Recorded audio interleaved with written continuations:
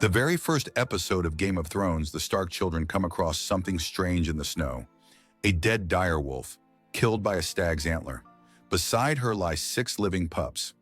It seems like a small moment, but in truth, this was the beginning of something much bigger. These direwolves were not just animals. They were signs, symbols, and maybe even guardians of the Stark bloodline. House Stark's sigil is a gray direwolf on a white field. That's not just a random choice. Direwolves are rare, ancient creatures from the far north, beyond the Wall. They're larger than regular wolves, smarter, more dangerous, and deeply tied to the old world. The world of magic, of the first men, of the old gods in the weirwood trees. The Starks themselves are descendants of the first men. They still worship the old gods, and they still rule from Winterfell, one of the oldest castles in Westeros. In a way, the direwolf represents everything the Starks are: loyal, fierce, silent, and bound to the north. In the books, it's said direwolves haven't been seen south of the Wall in over 200 years. So when Ned Stark and his children find 6 pups, exactly the number of Stark children at the time, it's seen as an omen. Even Jon Snow, who is considered just the family's bastard, gets a pup, a white one with red eyes separate from the rest. He names him Ghost, and that's the magic of the moment. 6 wolves for 6 children. It feels like fate, as if the direwolves were sent by the old gods themselves. Now let's look at each direwolf and how deeply connected they are to their Stark. Jon Snow's direwolf is Ghost.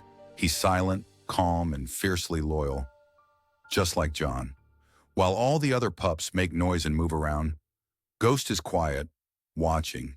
He has snow-white fur and red eyes, which makes him stand out, just like Jon, who always feels different from the others. In the books, Jon has the power to warg, meaning he can enter Ghost's mind, see through his eyes, even feel what Ghost feels. This bond is almost spiritual. When Jon is betrayed and stabbed, Ghost howls in pain. Some fans believe Jon's soul actually went into Ghost before he was brought back to life. Ghost isn't just Jon's pet, he's Jon's other half. Arya's direwolf is Nymeria, named after a warrior queen. Nymeria is wild, strong, and hard to control, just like Arya. She defends Arya early on by attacking Joffrey, and to protect her, Arya sets her free. It's heartbreaking, but it's also the start of Arya's journey alone. In Season 7, Arya meets her again, now leading a giant wolf pack.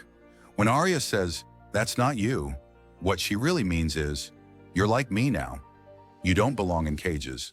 In the books, Arya continues to dream through Nymeria's eyes, even when she's far across the sea in Braavos. Their bond survives distance and time. Sansa's direwolf is a lady. She's elegant, gentle, and proper, like the Sansa we meet early in the story. But Lady is the first wolf to die. After Nymeria escapes, Cercie demands punishment, and Lady is killed in her place. Her death marks the moment Sansa's fantasy world begins to break. From that point on, she's trapped in a world of lies, manipulation, and pain, without the protection of her direwolf. Ned himself is the one forced to execute Lady. It's one of the first signs that being honorable in this world often leads to heartbreak. Robb Stark's direwolf is Greywind. He's a beast in battle, fast, deadly, and fearless, just like Robb, who becomes the young king in the north. Greywind fights beside Robb in every war.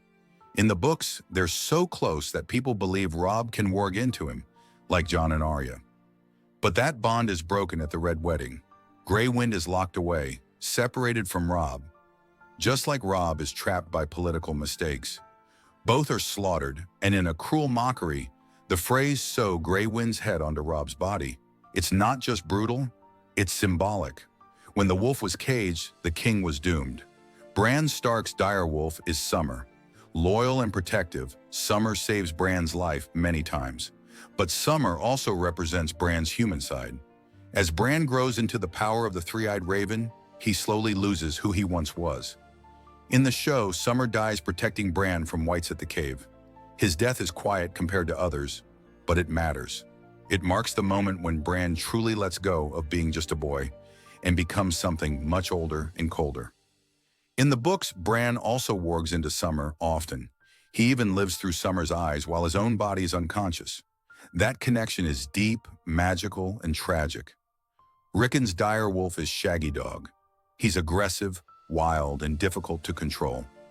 Just like Rickon, the youngest and most unpredictable Stark. In the show, Shaggydog is killed off screen, and his head is shown as proof of Rickon's identity. But many fans pointed out, the head seemed too small. Was it even real? In the books, Rickon is hiding on a remote island called Skagos, full of ancient secrets and danger. Shaggydog is with him, alive. Their story isn't over. Not yet. Now here's something really interesting. In the books, almost all the Stark children have some kind of warging ability. Not just Bran, Jon, Arya, Rickon. All of them have dreams where they become their wolves. It's a part of who they are. But in the show, this is mostly left out. Only Bran is shown to have this power, which makes the direwolves seem more like pets. But in truth, they're much more. The direwolves are mirrors of the Stark children. When a wolf dies, something dies in its owner. Lady's death kills Sansa's dream world. Greywind's death marks Robb's fall.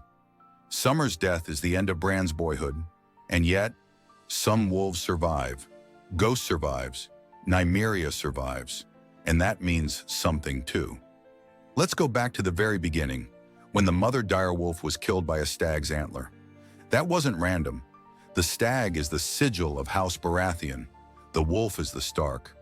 Some fans say this scene predicts what happens next. Robert Baratheon's rule leads to the downfall of the Starks. It's like the gods were sending a warning. The direwolves are not just symbols. They are fate made flesh. They're part of the old world, part of the North, part of the Stark blood. And when they howl, it's as if the land itself is speaking.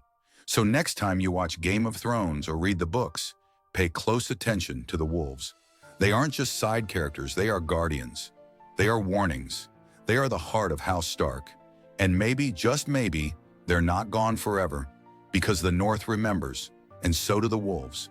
If you enjoyed this breakdown of the direwolves and House Stark, make sure to like, share, and subscribe for more Game of Thrones deep dives. Let me know your favorite direwolf or theory in the comments below. I'd love to hear what you think. Winter is coming, but so are more videos. Thanks for watching.